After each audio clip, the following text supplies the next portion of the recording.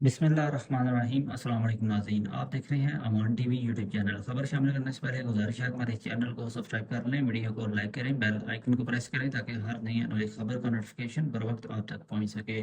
नाज़रीन, आपको अपडेट करने जा रहे हैं कोटला अरब अली खां से, जहां पर नवाही गांव ककराली में फायरिंग का एक वाक़या पेश आया। थाना ककराली की हदूद में गुज़श्ता रात फायरिंग का एक वाक़या पेश आया, जहां पर नामालूम अफराद जो कि मोटरसाइकिल पर सवार थे, उनकी जानिब से फायरिंग की गई।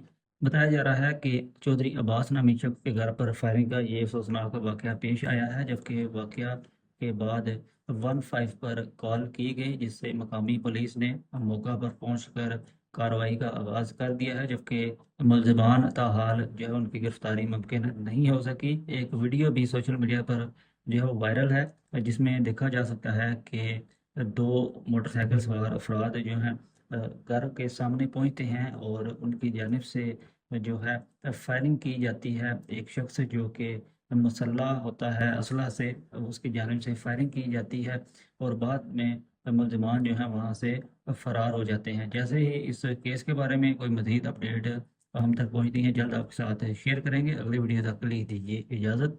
अल्लाह हाफिज़।